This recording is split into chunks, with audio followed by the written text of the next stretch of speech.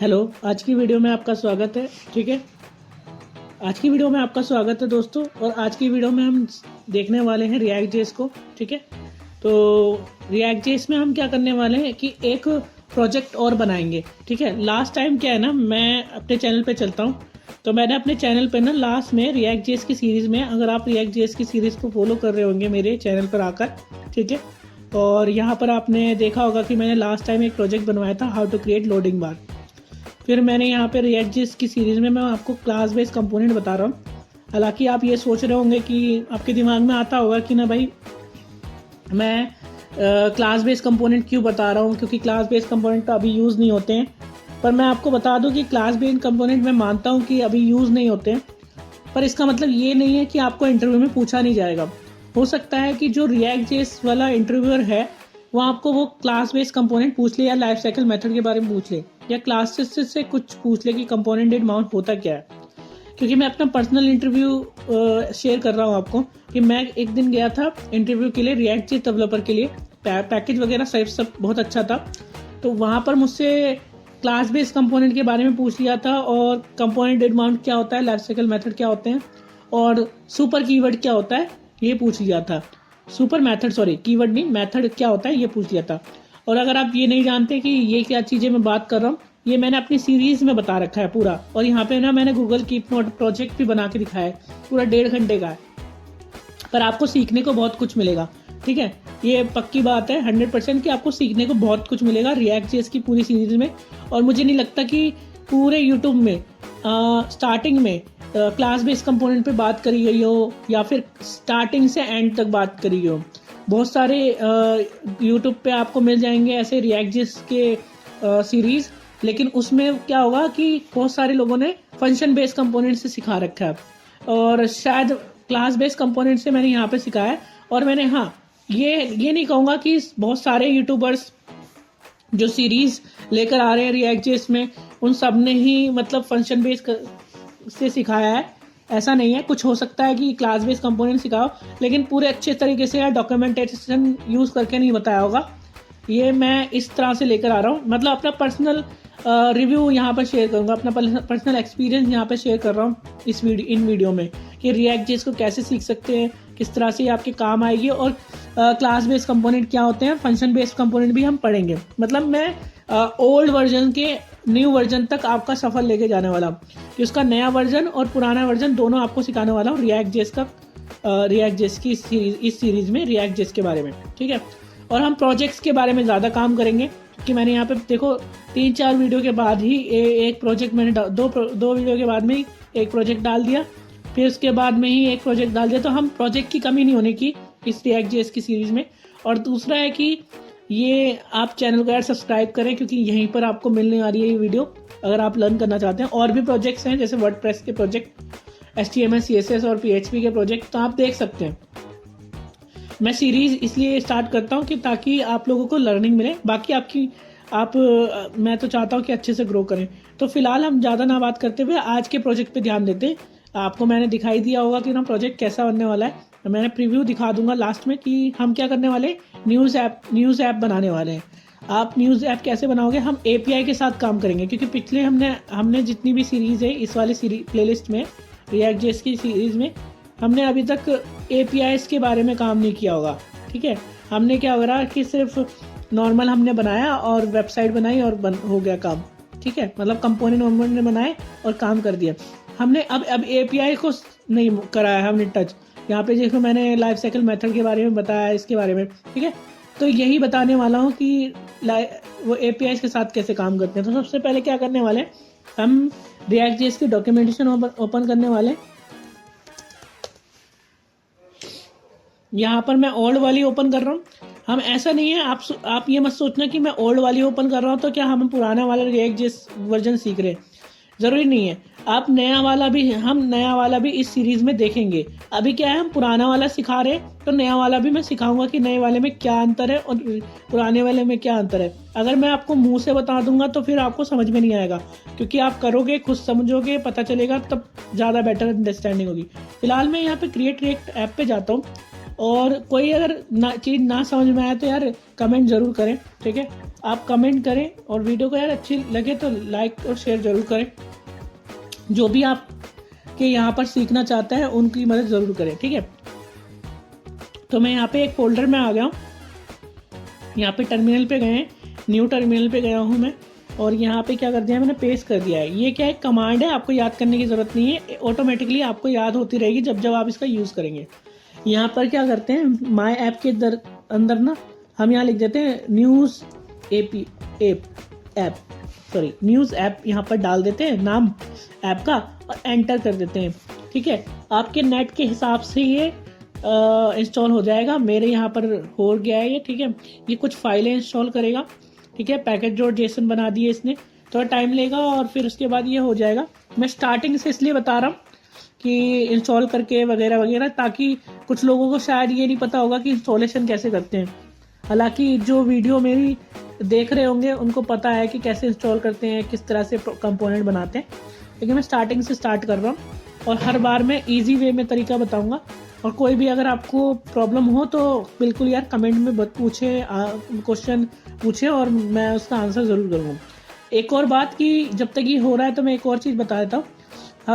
हर video के अंदर मैं ना सोर्स कोड दे रहा हूँ। अगर किसी वजह से सोर्स कोड नहीं मिल पाता आपको वीडियो के लिंक के अंदर, तो मैं सबको बता देता हूँ कि मेरी एक वेबसाइट है samwithcode.in, इसमें मैंने सोर्स कोड वगैरह सब दे रखा है। तो आप यहाँ पे सोर्स कोड वगैरह ले सकते हैं यहाँ जाके। और मैं यहाँ पे मैं बना भी रहा हूँ कुछ ट्यूटोरियल, इस पे काम कर रहा हूँ कि मैं ट्यूटोरियल वगैरह सब कुछ बना के दिखाऊँ आपको। यहाँ पर मतलब आपको इस तरह से कुछ बना के दिखाऊँ, ठीक है। और आप यहाँ से भी अपना पढ़ सकें। और बहुत सारी चीज़ें मैं लाने वाला हूँ, ब्लॉग्स वगैरह यहाँ पे मिल जाएंगे, ठीक है। ब्लॉग्स वगैरह आप पढ़ें, ब्लॉग्स को भी पढ़ सकते हैं, ठीक है। यहाँ पर मैंने गूगल लॉगिंग अकाउंट दे रखा है, ठीक है। नोट्स वगैरह के बारे में बात हो रखी है यहाँ पे। और मैंने यहाँ पे अपना पर्सनल नोट्स है, जैसे अगर मैं यहाँ पे करूँगा तो मेरे यहाँ पीपीटी है, सॉरी नोट्स है लेकिन पीपीटी के रूप में मैंने नोट्स दे रखे जो कैनवा पे मैंने बनाए हैं, ठीक है। तो आप यहाँ पर भी इंस्टॉल कर सकते हैं, ठीक है। ये जावास्क्रिप्ट का नोट्स है, तो आप देख सकते हैं कि यहाँ पर मैंने, अगर किसी को रिव्यू करना है जावास्क्रिप्ट को तो यहाँ पर कर सकते हैं। हालांकि आप देख लेते हैं कि हमारी वेबसाइट वो React.js इंस्टॉल हुआ है नहीं हुआ, तो ये हो चुका है ऑलमोस्ट, ये हो चुका है।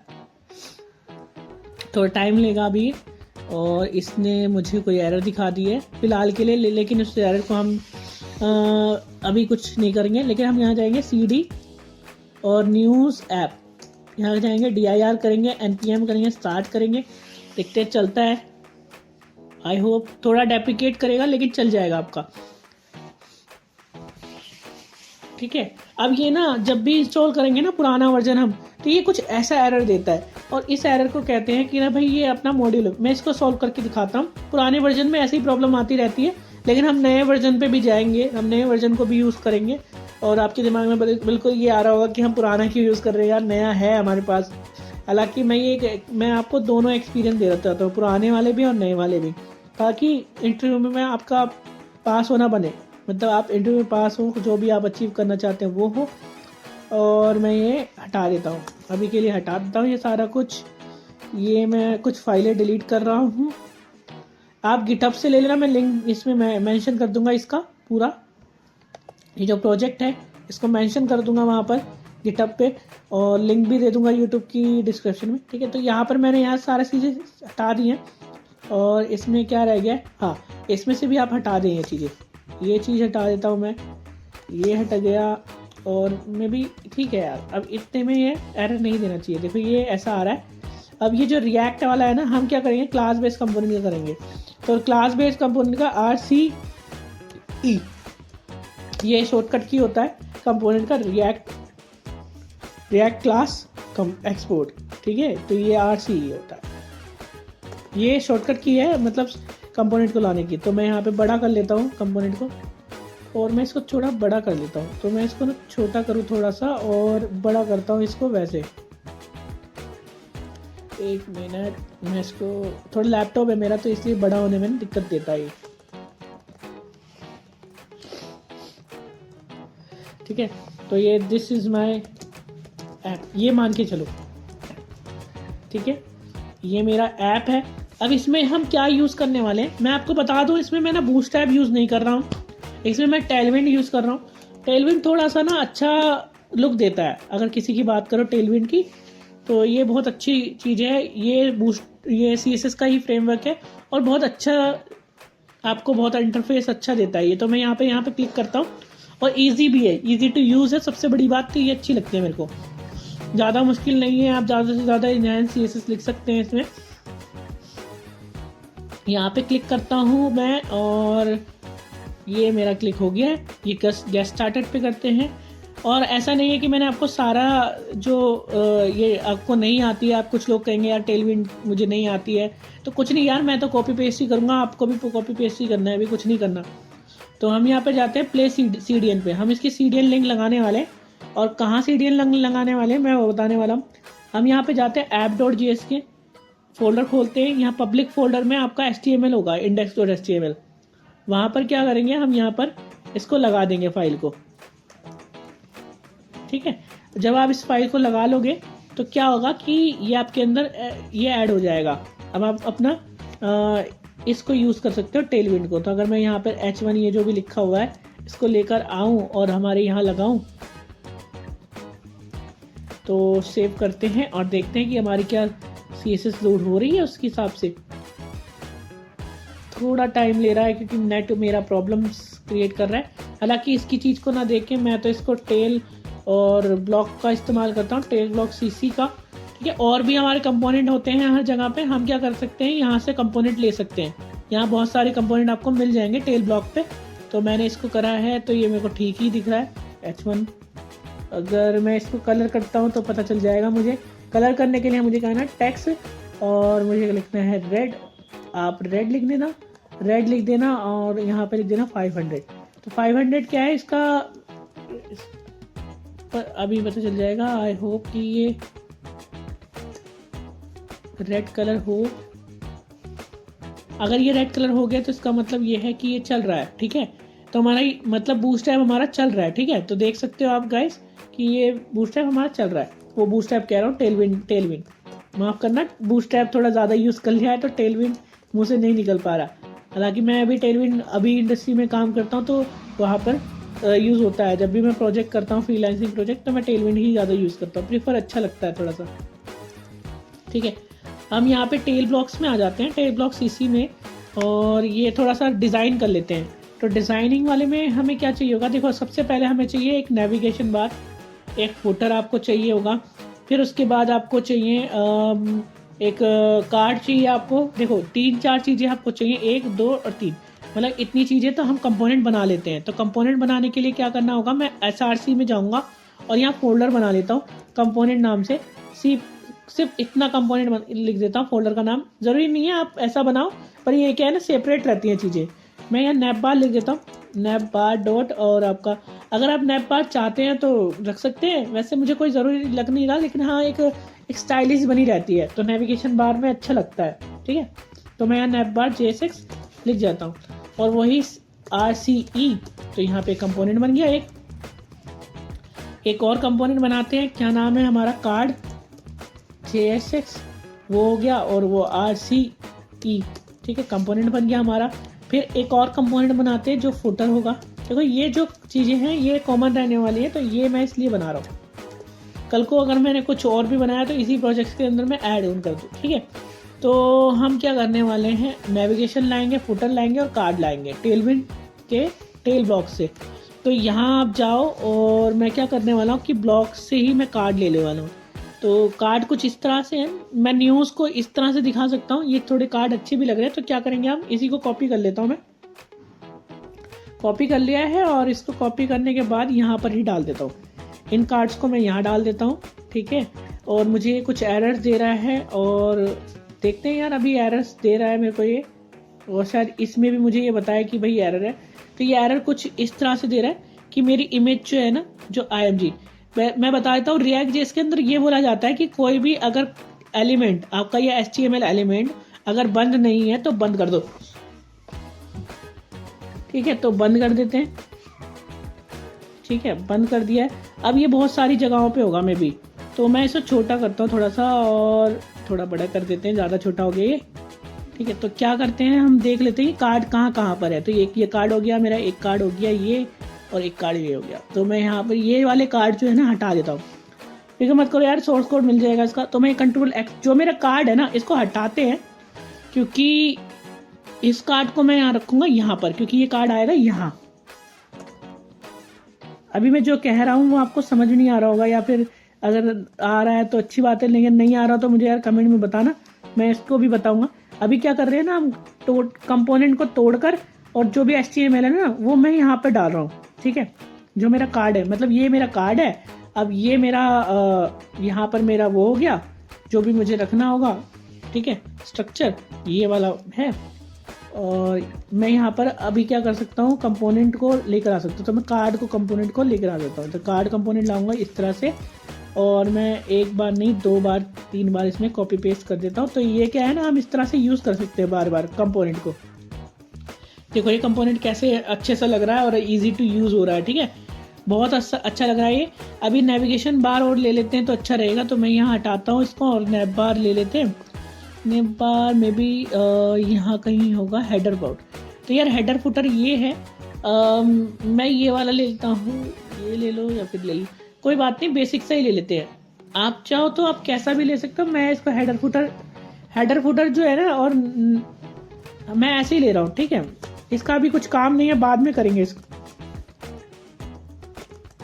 ये मैं कर रहा हूँ, इसको लगाया और यहाँ मैंने फुटर लगाया। अभी न्यूज़ में ना देखो यार, ये वेबसाइट जो मैं बना रहा हूँ ना, हम APIs का यूज़ करके जो बना रहे हैं, इसको ना एक सीक्वेंस में लेके जाएंगे। यानी कि मैं इसमें अपडेट करता रहूँगा, इसी में हम अपडेट करेंगे 2-3 वीडियो के अंदर। तो पहली वीडियो में मैं क्या करूँगा, APIs का इस्तेमाल, मतलब इस वीडियो के अंदर क्या करने वाला हूँ, APIs का इस्तेमाल करके मैं डेटा को लेकर आऊँगा। तो कैसे लेकर आऊँगा ये आप देखेंगे। ठीक है, और बहुत आसान होगा। हेडर फुटर मैं लेकर आ गया, और फुटर नहीं लेकर आया मैं, फुटर भी लेकर आ जाते हैं। मे भी बहुत इंपॉर्टेंट हो सकता है फुटर। एक्चुअली फुटर इतना इंपॉर्टेंट अभी है नहीं, पर लेकर आ जाते हैं, क्या दिक्कत है, दिखना चाहिए ना थोड़ा सा। कोई भी फुटर ले लो, ऐसा कुछ नहीं है, यही ले लेते हैं, कोई नहीं। मैं यही कर लेता हूँ और कॉपी कर लेता हूँ अभी दिखाने के लिए। तो मुझे दिखाना है यहाँ पे टेलविंड में, आपको बस कॉपी करना है, पेस्ट करना है, और कुछ अगर आपको इम्प्रूवमेंट करना है तो वो भी मैं बता दूंगा। वैसे ज़्यादा इम्प्रूवमेंट नहीं करना है, ये हटा दो, ये ऑटोमेटिकली आ गया किसी वजह से, हटा दो। और आपकी देखो यहाँ पर अभी कुछ नहीं हुआ, लेकिन मैं अभी यहाँ पर नेविगेशन और फोटो। अच्छा एक बात बताता हूँ, हर पेज पे अगर आपको अपना फुटर और नैप बार आपको लेकर आना हो तो क्या करेंगे, हम यहाँ पर आएंगे index.js पे। आप अपना फुटर और ये जो नैप बार है आप यहाँ पर लेकर आओ और यहाँ पर रख दो। क्या होगा, हर पेज के अंदर आपको होगा। तो अगर मान लो अगर इस वेबसाइट के अंदर मैं कुछ और भी पेजेस बनाने लगा, मतलब पेजेस का मतलब कंपोनेंट से है मेरा यहाँ पे, ठीक है, तो वहाँ पर क्या होगा कि ये सारे काम अपने आप ऑटोमेटिकली जॉइंट हो जाएंगे, मुझे नेविगेशन बार बनाने की दोबारा ज़रूरत नहीं पड़ेगी। तो फुटर इज़ नॉट डिफाइंड, ये कह रहा है फुटर के बारे में, और जबकि हमारा फुटर है FOOTER है यहाँ पर। और यहाँ index.js में देख लेते हैं, सॉरी index.js यहाँ पर भी है, लेकिन यहाँ पर इंपोर्ट नहीं हुआ है वो किसी वजह से। इंपोर्ट करते हैं फुटर, और यहाँ पर फुटर हो गया। कई बार ऐसा हो जाता है। तो हमारी दोनों चीज़ें हो गई हैं, हेडर और फुटर। अब ये स्पेसिंग क्यों आ रहा है ये हम देख लेंगे बाद में। ये स्पेसिंग आ रहा होगा इस तरह से, अगर आप app.js में जाएंगे तो आपको दिखेगा यहाँ पे स्पेसिंग। ये देखो यहाँ पर आप सिर्फ 10 कर दो तो क्या होगा कि फुटर में और उसमें स्पेसिंग कम हो जाएगी। देखो स्पेसिंग कम हो गई है। अब हमारा क्या है, डेटा लेकर आएंगे। ये लिंक हम बाद में बना देंगे, इनकी जानकारी मैं आपको दूंगा। ये एक तरह का वेबसाइट है जहाँ पर न्यूज़ आपको देखने को मिलेगी। तो मैं यहाँ पर टेल ब्लॉक को हटाकर इसका आइकन भी बदल देते हैं, इस चीज़ों को थोड़ा न्यूज़ जैसा लगना चाहिए मेरे को। तो यहाँ पर मैं लिखता हूँ न्यूज़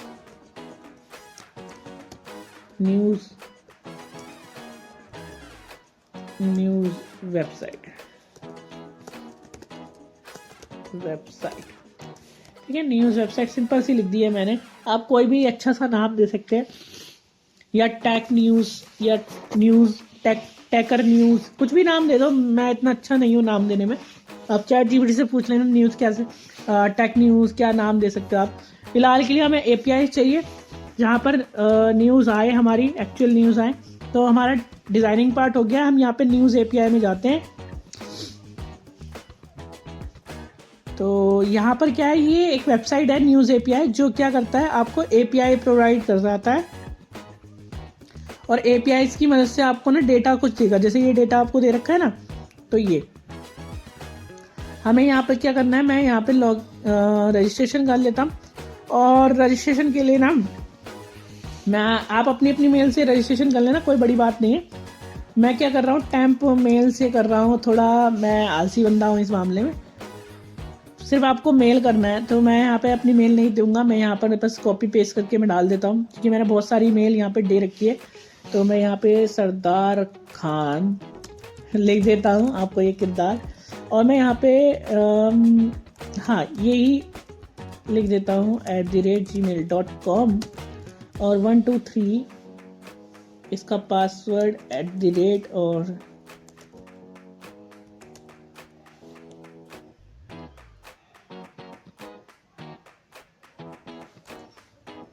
मैं आपको पासवर्ड भी दिखा रहा हूँ, क्योंकि मैं इसको दोबारा क्रिएट कर लूँगा। ठीक है, तो ये है बस, ये आपका एजुकेशन पर्पज़ के लिए, आप इसका गलत वो तो हो ही नहीं सकता। तो मैं यहाँ पे क्लिक कर देता हूँ, आपको एपीआईज मिल जाएगी। देखो ये है हमारी एपीआई, इसके साथ हमें काम करना है। मैं कहता हूँ नेवर, अब ये मेरे को यूज़ नहीं करनी है। ठीक है, इसका हम कर लेंगे बाद में। तो मैं अपने अकाउंट पे जाता हूँ, माय अकाउंट यहाँ पे लिखा हुआ है। तो ये क्या करेगा कि ना, जो एपीआई जो हमें मिली है ना, वो एपीआई ना इन यूआरएल लिंक पे आ जाएगा। एपीआई किसे कहते हैं, एपीआई ऐसा लिंक होता है, ऐप से ऐसे लिंक होता है जिसपे हमारा डेटा क्रिएशन, अपडेटेशन, ये सारी चीज़ें होती हैं। मतलब एपीआई की होती है एक तरह की चाबी उस रूट की, या आप ऐसा मान सकते हो कि आपको अपना घर का दरवाजा, मतलब घर, एक आपका घर है, उसके अंदर अगर आपको जाना है तो एक की ज़रूरत पड़ती है, चाबी की। तो बिगर चाबी के आप उस घर में नहीं जा सकते, क्योंकि लॉक्ड है। तो आप यही मान सकते हो कि ये भी एक यूआरएल लिंक है। विदाउट इस की के आप इन न्यूज़ को फैच नहीं कर सकते। एपीआई की ऐसा ही कुछ समझ लो आप। ठीक है, क्योंकि मैं डीप डाउन नहीं जा रहा हूँ, मैं सिर्फ सिंपल भाषा में समझाने की कोशिश कर रहा हूँ। अगर फिर भी ना समझ में आया तो फिर भी यार मेरे को कमेंट करें, और मैं फिर भी आसान भाषा में कह देता हूँ कि सिर्फ आपको ज़्यादा जानने की ज़रूरत नहीं है। एपीआई की इसकी मदद से हमें डेटा मिल गया है, डेटा मिल जाएगा। मैं यहाँ पर इस लिंक को उठाता हूँ और यहाँ पे पेस्ट करता हूँ। तो देखो आप यहाँ पर बहुत सारे डेटा को देख रहे हो, मैं प्रिटिफाई कर लेते हैं। देखो ये आपके पास डेटा है, और इस डेटा को अगर मैं थोड़ा बड़ा करूँ, यहाँ पर देखिए डेटा है ये, और इस डेटा के अंदर यार author, title, description, URL image, ये सब कुछ आपको डेटा मिल रहा है। जब ये आपको डेटा मिल रहा है तो मुझे क्या करना है, सिर्फ फैच करना है और रेंडरिंग कराना है। तो क्या करना है, मुझे ये यूआरएल चाहिए। कैसे चाहिए, मेरे को मिल चुका है ये यूआरएल। अब मुझे ये डेटा ना फैच कराना है, डेटा लेकर आना है। ये कैसे करेंगे ये देखना है। ठीक है, तो हम आते हैं अपने app.js में, और app.js में हम क्या करते हैं, कंस्ट्रक्टर बनाते हैं। तो मैंने आपको बताया था कि जब क्लास बेस्ड कंपोनेंट का इस्तेमाल करते हो तो कंस्ट्रक्टर ऑटोमेटिकली कॉल होता है। तो कंस्ट्रक्टर बनाते हैं एक फंक्शन, और इस कंस्ट्रक्टर के अंदर मैं प्रॉप्स पास करता हूँ। प्रॉप्स मतलब कोई भी वेरिएबल ये एक्सेप्ट कर लेगा, और कोई भी बाहर जा सकता है, मतलब कोई भी वेरिएबल आपका ये एक्सेप्ट कर लेगा और किसी को यूज़ भी करने देगा। ठीक है, अब ये मान के चलो। तो हम यहाँ पे क्या करते हैं, स्टेट बना लेते हैं हमारा। तो दिस डॉट स्टेट, और हम यहाँ पे लिख देते हैं एक का डेटा। इस तरह से हम डेटा मान लेते हैं, और ये डेटा क्या है, एम्प्टी है। मतलब ये एक एरे है जो डेटा एम्प्टी है, और इसके अंदर हम स्टोर करेंगे और डेटा लेकर आएंगे। तो कैसे होगा ये काम, आप देखो, मैंने ये कंस्ट्रक्टर बना लिया है, मैंने स्टेट इनिशियलाइज कर दिया है। अब मुझे क्या करना है, डेटा को फैच करना है। तो याद होगा लास्ट वीडियो में जब हमने बात करी थी लोडिंग बार थी, अगर आपने चैनल सब्सक्राइब कर रखा है और वीडियो देखी है आपने React.js की, तो आपको पता होगा कि मैंने वीडियो में लोडिंग बार बनाया था उसी कंपोनेंट डिड माउंट की मदद से। तो आपका जब भी कंपोनेंट क्रिएट होता है तो एक फंक्शन चल जाता है। मतलब अगर मान लो ये कंपोनेंट आपका मैंने बना दिया और वेबसाइट पे ये रेंडरिंग कर रहा है HTML, तो पहले तो ये कंस्ट्रक्टर को तो करता ही करता है। हम कंस्ट्रक्टर को इसलिए बनाते हैं क्योंकि हमें स्टेट इनिशियलाइज करना होता है, क्योंकि ये पहले इसको कॉल कर देगा। पर इसको कॉल करने के बाद एक और चीज है, एक और फंक्शन है जिसका नाम है कंपोनेंट डिड माउंट। और ये फंक्शन क्या करता है, डेटा जब भी हमें फैच करना होता है तो हम इसका यूज़ करते हैं। मतलब कोई भी कंपोनेंट के अंदर कोई भी साइड इफेक्ट होगा तो ये जिम्मेदार है, आप इतना मान लो। हमें क्या करना है, इसी फंक्शन के अंदर डेटा फैच कराना है। तो डेटा फैच कराने वाला जावास्क्रिप्ट का काम करते हैं हम। तो कैसे करेंगे आप, तो सबसे पहले यहाँ पे लिख देना है वैर डेटा। अब आप कह रहे होंगे कि यार जावास्क्रिप्ट में यार कौन वैर लिखता है ये वगैरह वगैरह, तो ऐसा नहीं है। हम वैर कॉन्स और लेट का यूज़ कर सकते हैं। मैं यहाँ पे वैर का यूज़ कर रहा हूँ, आप किसी और चीज़ का यूज़ करना। क्योंकि आप लोग जानते होंगे जावास्क्रिप्ट आपने पढ़ा है तो आपको पता होगा लेट और वैर और कॉन्स में क्या डिफरेंट है। मैं फ़िलहाल के लिए वैर यूज़ कर रहा हूँ, ठीक है। और मैं यहाँ पे फैच करने वाला हूँ डेटा को, और यहाँ पर मैं क्या करने वाला हूँ, या फिर फैच करने से पहले मैं एक फंक्शन को कॉल कर देता हूँ। यहाँ पे मैं करता हूँ गेट डेटा नाम से एक फंक्शन है। तो मैं एक मिनट, गेट डेटा, ओहो ये गेट डेटा API मैंने ये फंक्शन बनाया। तो क्या होगा, जब भी वो होगा तो इस फंक्शन को कॉल कर देगा। तो हम इन फंक्शन को बना लेते हैं। तो मैंने कहा गेट डेटा और डेटा API, हम इस फंक्शन को बनाते हैं। और मैं इस API को ये बनाता हूँ, मैंने ये बना लिया है मैंने एक फंक्शन गेट डेटा API। इसको क्या कर रहा हूँ, मैं एसिंक दे रहा हूँ। एसिंक क्यों दे रहा हूँ, क्योंकि जब भी मैं APIs की बात करूँगा तो ये क्या करेगा, मेरा डेटा को लेकर आने की कोशिश करेगा, लेकिन प्रोमिसेस रिटर्न करेगा। तो प्रोमिस हैंडल करने वाला भी कोई होना चाहिए, तो मैंने एसिंक का यूज़ किया। और मैं इस कंस्ट्रक्टर के अंदर तो नहीं बनाऊंगा, हालांकि मैं एक जगह वेरिएबल्स बना देता हूँ, ठीक है। क्योंकि मैं यहाँ पे वेरिएबल बनाता हूँ, मेरा एक वेरिएबल है जो URL है इजिकल टू ये, और मैं इसको इस तरह से मैं बैकटिक दे देता हूँ ताकि मैं कुछ अगर हैंडल करना चाहूँ तो इस तरह से कर पाऊँ। ये मेरा URL है।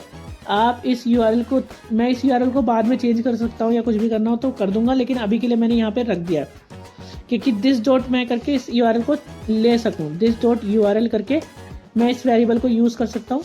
या फिर आप एक काम कर दें कि इस वेरिएबल को जो आपका ये API इसको यहाँ पे डाल दें। अगर साहब का आपको प्रॉब्लम हो तो आप इसको ले लें, ठीक है। तो जब भी इस कंपोनेंट माउंट आपका रन करेगा तो ये फंक्शन रन होगा, और ये फंक्शन रन होगा तो ये वेरिएबल URL बन गया है आपका। और हम क्या करेंगे, वैर लिखेंगे, डेटा लिखेंगे और न्यूज़ डेटा। मैं यहाँ news data is equal to, और मैं यहाँ लिख रहा हूँ अवेट लिखूंगा, और मैं लिखूंगा फैच। भाई फैच करो और वेट करते रहो डेटा को कि तो फैच कर पाएगा नहीं कर पाएगा। तो ये फैच करने की कोशिश करेगा, ठीक है, और फैच करेगा और हमें ये प्रॉमिस रिटर्न करेगा कि यार अभी फैच कर रहा हूँ, थोड़ा टाइम दो। तो हम कहेंगे ठीक है टाइम ले लो, और फिर जब वो हमारे पास डेटा आ जाएगा तो हम उसे जेसन में कन्वर्ट कर देंगे, क्योंकि जेसन में डेटा कन्वर्ट करना होगा। तो जेसन में डेटा कन्वर्ट करने के लिए मैंने अवेट, और जो भी हमारा न्यूज़ डेटा है उसको हम जेसन में कन्वर्ट कर देंगे। तो ये भी क्या है, एक प्रॉमिस रिटर्न करता है, क्योंकि डेटा को जेसन में कन्वर्ट करने के लिए टाइम लगेगा, तो वो कर रहा है। ये करने के बाद हम क्या करेंगे, दिस डॉट सेट स्टेट, हम इतना करेंगे, सेट स्टेट करेंगे। और जो हमारा ये वाला डेटा नाम से एक वो वेरिएबल बना हुआ है उसके अंदर हम लिखेंगे डेटा लिखा है, डेट लिखा है, हाँ डेटा लिखा है, तो डाटा लिखा है, और यहाँ पे लिख देंगे जो भी हमारा जेसन का डाटा है वो, ठीक है। तो क्या हो गया हमारा, अब ये जेसन यहाँ पर मतलब जो हमारा स्टेट था वो हमारा इनिशियलाइज और अपडेट हो गया। अब मुझे यहाँ पर क्या करना है, ठीक है। अब मुझे वो डेटा आ रहा होगा, अब कैसे पता चलेगा कि वो मुझे डेटा आ रहा है। मेरे को यहाँ पर कुछ नहीं करना, मैं यहाँ पे लिखूंगा console.log, और मैं यहाँ लिखूंगा डेटा, और डेटा लिखने के लिए पहले मुझे दिस डॉट लिखना पड़ेगा और स्टेट डॉट डेटा लिखना पड़ेगा, तो मैं गेट कर पाऊंगा। और जैसे ही मैं सेव करूंगा और अपनी वेबसाइट के अंदर आएंगे हम, तो यहाँ पर इन्होंने लिखा कि gate data is not defined. तो एक बार देख लेते हैं कि क्या दिक्कत है, gate data is not defined कह रहा है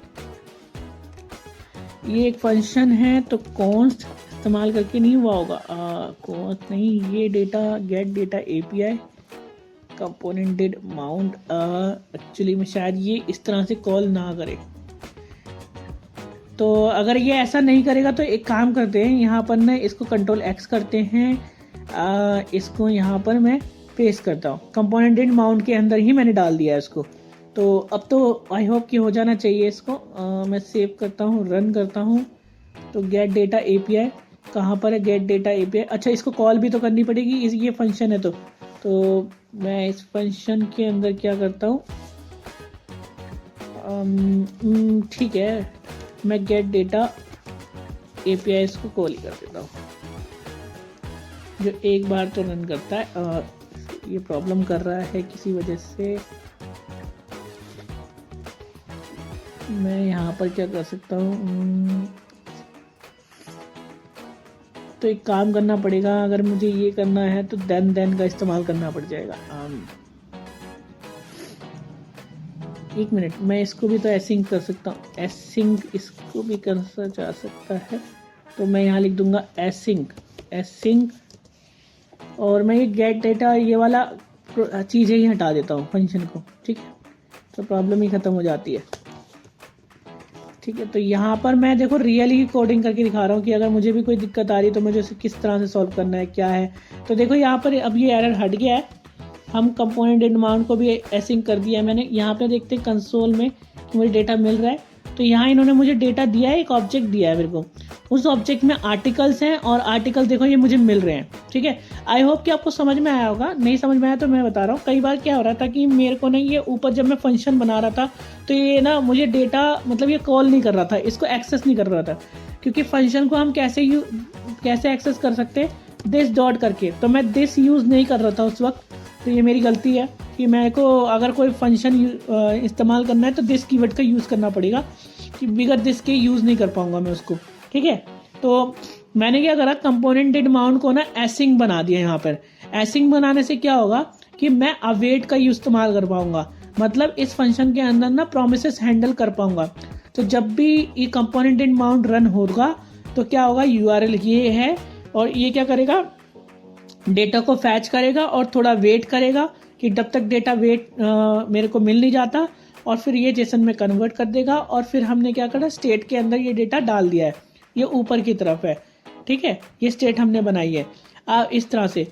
एक्चुअली में वो वाला काम भी कर जाता, लेकिन मैंने अगर उसको सही तरीके से डिस्टोर्ट करके करा होता तो कर देता। हालांकि मैं इसको नहीं बता रहा, जस्टिफाई कर नहीं रहा। अब इसको देख लो, ये वाला बहुत आसान है और ये कोड भी मिल जाएगा आपको। देखो ये मिल गया है और हमें डेटा भी मिल गया है। तो अब अगर हमें डेटा मिल गया है तो क्यों ना हम डेटा को हम क्या कर सकते हैं। अब यहाँ पर आते हैं, हालांकि मैं यहाँ पे क्या कर सकता था, डेटा डॉट आर्टिकल्स लिख सकता था। यहाँ पे आर्टिकल्स, चूँकि आर्टिकल्स ही आते ना, तो यहाँ पर आर्टिकल्स ही है। एक्चुअली में देखना पड़ेगा, आर्टिकल्स है, आर्टिकल है, तो यहाँ पे जो लिखा हुआ है यही डाल देते हैं, क्योंकि फिर डेटा के अंदर वही जाएगा कि आर्टिकल्स ही जाएंगे। तो जितने भी डेटा है वो आर्टिकल जाएंगे। तो अब क्या करना है हमें यहाँ पर, अगर आपको समझ नहीं आया मैं फिर भी बता देता हूँ कि हमें ये डेटा मिल रहा होगा, जो इसके अंदर है ना, वो डेटा हमें मिल रहा है इस यूआरएल के थ्रू जब मैंने फैच करने की कोशिश करी है। अब क्या करना है, बस कुछ नहीं करना, हमें डेटा को लूप पे चलाना है। तो देखो, डेटा लिखना है, डाटा लिखना है, डॉट लिखना है, मैप मेथड लिखना है, क्योंकि मैप के से साथ ही काम करेगा। तो यहाँ पे लिखना है, यहाँ पे हम वैटेरो को फंक्शन का यूज़ कर रहे हैं। हमने ये, आप इस तरह से करना चाहें इस तरह से कर ले, तो मैंने तो नॉर्मल कर लिया है।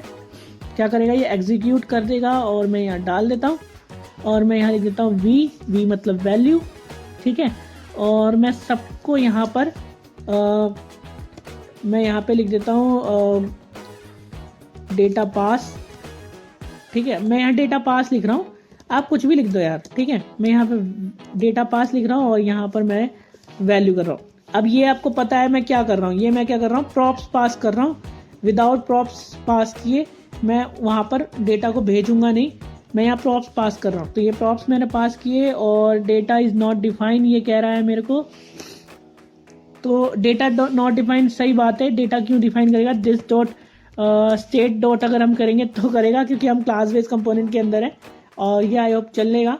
तो देखो जितनी बार अब ये देखो हमारी कार्ड ना उतने बार ही हमारे वो रिपीटेड हुए हैं, क्योंकि हमारा डेटा आ रहा है अब।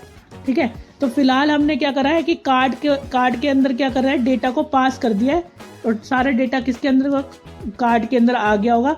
हम यहाँ पर प्रॉप्स कैसे लेंगे, मुझे सिंपल सा प्रॉप्स में, अगर मुझे प्रॉप्स लेना है यहाँ पर तो मुझे कुछ नहीं करना है, जैसे कि इमेज चाहिए मुझे, तो मेरे को यहाँ पर लिखना पड़ेगा क्या है, इस तरह से मुझे लिखना पड़ेगा दिस डॉट प्रॉप्स डॉट, जो भी मेरा डेटा पास था उसके अंदर जो है, डेटा पास के अंदर मैं यहाँ पे क्या लिख रहा था, डेटा पास के अंदर यहाँ पर इमेज का है, ये देखो, अगर आपको ध्यान से देखनी है तो ये देखो URL इमेज, ये URL इमेज कॉपी करो और यहाँ पर डाल दो, क्योंकि वो हमें एक ऑब्जेक्ट दे रहा है और ऑब्जेक्ट को हैंडल करने का यही तरीका है, थोड़ा एक मिनट, हाँ, ऑब्जेक्ट को हैंडल करने का यही तरीका है, this dot props dot data pass और URL डॉट इमेज। अगर आपको यकीन नहीं होता देख ले, अब हमारा इमेजेस आ जाएंगे, देखो हमारी इमेजेस अब आ गई हैं, सारी जगह हमारी इमेजेस आ गई हैं। अब कुछ कुछ जगहों पे शायद हो सकता है कि नहीं आई हो, बाकी सब जगह पे आ गई हैं, ठीक है। तो ये हमने हैंडल कर लिया है और ये सारा डेटा आपको निकाल के दे रहा है, ठीक है। पर हमें क्या करना है यार, हमें थोड़ी लिमिटेशन लगानी है यहाँ पे, ठीक है। इतनी सारी न्यूज़ कौन पढ़ेगा, पहली बात तो। चलो कोई बात नहीं, हम डेटा पहले रख देते हैं, फिर हम बाद में देखेंगे इसको। हमें क्या रखना है इसके अंदर, हमें टाइटल रखना है, डिस्क्रिप्शन रखना है, बस। और इमेज वगैरह लगानी हो तो लगा सकते हैं। छोटा कर लेता हूँ इसको और यहाँ पर आते हैं, देखो टाइटल ये रहा हमारा, तो यहाँ पर आते हैं, इसको कॉपी करते हैं, दिस डॉट ये वाला। टाइटल के लिए भी हमें यहाँ पे लिखना पड़ेगा इस तरह से, और यहाँ पे बस लिखना पड़ेगा टाइटल। ये कल ही वीडियो आ जाएगी आपके लिए, अगर आप देख रहे होंगे तो ये आपकी आ गई होगी। और डिस्क्रिप्शन उठा लेते हैं यहाँ पर कॉपी पेस्ट करके, और यहाँ पर मैं जो फ़ोटो लिखा हुआ है यहाँ से कट करता हूँ, जो भी इसमें लिखा हुआ है कट, और मैं यहाँ डाल देता हूँ दिस डॉट, यहाँ पे लिखना है दिस डॉट, और जो भी हमने यहाँ पे प्रॉप्स और डॉट डेटा पास डॉट, और यहाँ आपका डिस्क्रिप्शन, ठीक है। अब लिंक डाल देते हैं, जो हमारी लिंक होगी वो यहाँ पे डिस्क्रिप्शन है, लिंक है, लिंक शायद इनमें नहीं, ये इमेज URL पब्लिसिटी है, अच्छा हाँ URL तो हमारा URL की तरह, वो न्यूज़ की जो HTML होगी ना वो हमारी URL में, तो यहाँ पे कॉपी करेंगे। और जो हमारा एंकर टैग है, ये हमारा एंकर टैग है, तो इसके अंदर href होगा। अभी क्या कर रहे हैं हम, href का यूज़ कर रहे हैं, बाद में हम क्या करेंगे, href का यूज़ नहीं करेंगे, क्योंकि ये सिर्फ React.js है, तो React.js में href का यूज़ नहीं करते हैं, ठीक है, मतलब करना नहीं चाहिए। हम href का क्यों यूज़ करें जब हमारे पास और भी ऑप्शन है यहाँ पर, ठीक है। तो यहाँ पर मेरा काम हो गया है, और अगर मैं यहाँ पर मेरे पास पूरी चीज़ें आ गई होंगी। अभी फ़िलहाल क्या है कि मैं इस पर क्लिक करता हूँ तो किसी और वेबसाइट पे ऑटोमेटिकली चला जाएगा, मुझे दूसरी वेबसाइट में खोलना है, मतलब दूसरे टैब में ओपन करना है। तो गेट API वाला ऑप्शन मैं यहाँ पर डालता हूँ, मैं यहाँ लिखता हूँ एंकर टैग के अंदर टारगेट अंडरस्कोर ब्लैक, सॉरी अरे क्या हो गया, टारगेट अंडरस्कोर ब्लैक, ठीक है। ये मैंने सेव किया और आई होप कि ये हो गया होगा। चलो अब अगर मैं इस पर क्लिक करता हूँ तो ये दूसरे पेजेस पे खुलेगी ये चीज़ें, ठीक है। ये नहीं खुली है, ये वाली खुल जाएगी आई होप। देखो ये मेरी न्यूज़ वेबसाइट बन गई है। अब इसमें ना यार लिमिट देखनी है, लिमिटेशन कैसे लगा सकते हैं, ठीक है। हमारी बहुत सारी चीज़ें इसमें लगा सकते हैं, वीडियो थोड़ी लंबी हो जाएगी। क्या करेंगे हम, इस प्रोजेक्ट को हम नेक्स्ट वीडियो में हम कंटिन्यू करेंगे। और मेरा मकसद पता है क्या था, अभी इसमें ना किसी किसी की इमेजेस नहीं आ रही हैं, आप देख रहे होंगे किसी किसी में इमेज नहीं आ रही, तो क्या करेंगे हम, ये वाली जो इमेज है मैं उठा लेता हूँ, ठीक है, ओपन ना करता हूँ इसको, और इसका URL उठाता हूँ, कॉपी पेस्ट करता हूँ, ठीक है। इसको हैंडल करने के लिए ना बहुत आसान है, आपको करना पड़ेगा ना जिस पे इमेजेस नहीं है, मुझे यहाँ पे जावास्क्रिप्ट लिखनी है, मुझे यहाँ लिखना है अगर इमेज है उस पर, अगर इमेज बराबर नल नहीं है, किसी किसी की नल भी हो सकती है, तो मैं अगर नल के बराबर है तो क्या करना है उस पर, तो ये कर देना है, ये वाली इमेज है ये लगा देनी है जो लगा रहा हूँ। अगर नल नहीं है तो this dot state dot state कह रहा हूँ प्रॉप्स डॉट, और वो जो हमारी इमेजेस है वो लगा दो, क्या था वो data pass dot URL to image, ठीक है। तो इसको हैंडल करने का ये तरीका है जिसकी मदद से क्या आपको वो हैंडल आप कर लोगे। अच्छा किसी किसी पे आ रही होगी, किसी किसी में अभी भी नहीं आ रही है, क्योंकि हो सकता है कि किसी की ना स्ट्रिंग भी हो, ठीक है। तो इसको हम ऐसे पास कर सकते हैं कि एक तो ये वाली पाथ, और अगर मैं यहाँ पे एंड ऑपरेटर का यूज़ कर सकता हूँ, sorry and operator, sorry and नहीं और ऑपरेटर, यहाँ पे और ऑपरेटर यूज़ कर सकता हूँ कि दिस डॉट अगर props dot data pass dot URL image अगर आपकी बराबर है अगर खाली स्ट्रिंग के, तब भी आपका ये आ जाए। तो ये हमने ऐसे पास करके डालेंगे तो यहाँ पर ये आ जाएगी सारी इमेजेस। हालांकि इसमें नहीं आई है तो देखेंगे वो किस रीज़न से नहीं आई है, देख लेते हैं। राइट क्लिक करते हैं और यहाँ पर चेक करते हैं भाई क्यों नहीं आई है हमारी इमेज। यहाँ तो इमेजेस है, अच्छा इसका URL में भी गलत हो सकता है ना, इसका URL गलत हो सकता है, बाकियों का URL काफ़ी ठीक था। इनका ना हम हैंडल करेंगे इनको। ये देखो URL इनका गलत है, ये लोड नहीं हो रही किसी वजह से, ये इमेज ना पीछे से ही नहीं आ रही है, URL गलत है थोड़ा सा इनका, तो लोड नहीं हो रही होगी, ठीक है। तो ये हमारी वेबसाइट है, इसमें लिमिटेशन लगानी, क्योंकि देखो यार इतनी सारी वेबसाइट, मतलब इस एक वेबसाइट पे इतना कंटेंट और हमें स्क्रॉल कितना करना पड़ता है। नेक्स्ट वीडियो में हम देखेंगे यार पेजिनेशन कैसे बनाते हैं, तो इस न्यूज़ की वेबसाइट को ना हम कंटिन्यू रखेंगे और पेजिनेशन देखेंगे पेजिनेशन कैसे लगाते हैं। आई होप कि आपको वीडियो अच्छी लगी और लाइक करना, चैनल को सब्सक्राइब करना मत भूलना। और यार कोई भी अगर क्वेरी हो तो उसे यार कमेंट में ज़रूर करना। मेरे React.js की सीरीज़ को यार ज्वाइन कर लो, आप इसके बारे में अच्छा ही सीखोगे मुझे उम्मीद है, और अपनी तरफ से आप बेस्ट करना, ठीक है। बाकी तो आपके ऊपर हुई है, और ये चैनल है आपका, आप सभी का ही एक तरह से। अगर आप इस पर मुझे थोड़ा सा ग्रोथ, अगर आप सब्सक्राइब करेंगे, ये वीडियोस को शेयर करेंगे तो मुझे थोड़ा अच्छा लगेगा, थोड़ा मोटिवेट बनेगा यार वीडियो को बनाने का। तो प्लीज़ यार अभी हमारे 199 है, इसमें मेरी मदद करो कि 1000 हो जाए कंप्लीट, ठीक है। तो आई होप कि आपको सब कुछ अच्छा लग रहा हो वीडियो। आपको अगर प्रॉब्लम आ रही है तो नीचे कमेंट में आप बता देना। मिलते हैं नेक्स्ट वीडियो में, ठीक है, और अगली वीडियो में बात करते हैं।